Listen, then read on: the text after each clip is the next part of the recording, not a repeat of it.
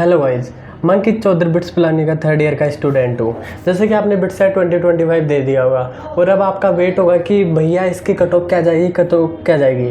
तो मैं फाइनली लेके आ गया हूँ बिट्सेट 2025 की इटरेशन 1 की cut off. Expected cut off लेके आया हूँ, ये कोई फाइनलाइज कट ऑफ नहीं है। मैं एक्सपेक्ट कर रहा हूँ इसके आसपास रहेगी, कोई ब्रांच में 2-4 नंबर ऊपर नीचे चली गई तो वो हो सकती है क्योंकि एक्सपेक्टेड है। तो सबसे पहले मैं पिलानी कैंपस की कंप्यूटर साइंस की जो कट ऑफ है CS की कंप्यूटर साइंस की, वो एक्सपेक्ट कर रहा हूँ कि वो 333 से लेकर 335 के बीच में रहेगी कहीं पे पहली इटरेशन में। ये बाद में एक नंबर या 2 नंबर गिर जाती है अगर गिरना होती है तो, लेकिन CS की जनरली बहुत कम CS इलेक्ट्रिकल में बहुत 1-2 नंबर से गिरती है तो उससे ज़्यादा नहीं गिरती है। ऐसे 4-5 नंबर का ऐसा ड्रॉप बिल्कुल देखने को नहीं मिलता है। फिर उसके बाद में होती है इलेक्ट्रिकल एंड इलेक्ट्रॉनिक्स, उसकी कट ऑफ में एक्सपेक्ट कर रहा हूँ पिलानी कैंपस के लिए 298 से 300।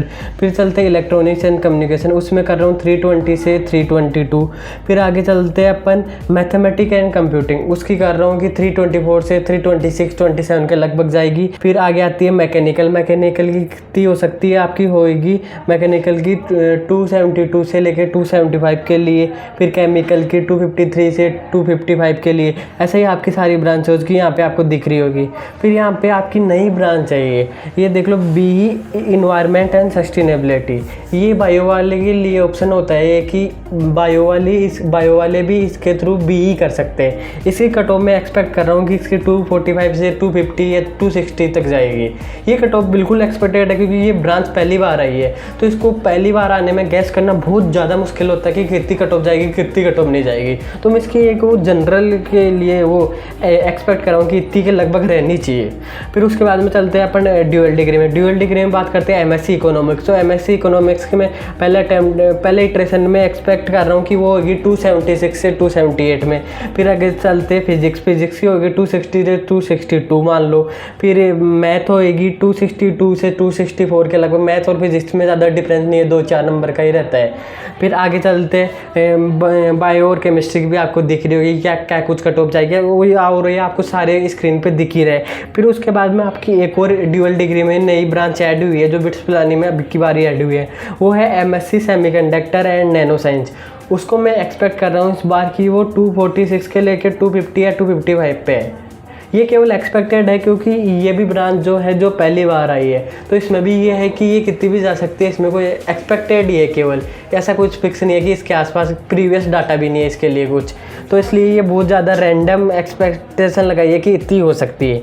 फिर अब बात करते हैं गोवा कैंपस में। तो गोवा कैंपस में अगर सबसे पहले बात करें कंप्यूटर साइंस की, तो कंप्यूटर साइंस लगभग रहेगी 306 से 308 तक, और ये कंप्यूटर साइंस और इलेक्ट्रिकल में ज़्यादा ड्रॉप नहीं होता। फिर ये इलेक्ट्रिकल में चलते हैं तो इलेक्ट्रिकल एंड इलेक्ट्रॉनिक्स की मैंने दे रखी है 284 से 286। फिर नीचे चलने पे इलेक्ट्रॉनिक्स एंड कम्युनिकेशन 292 से 294।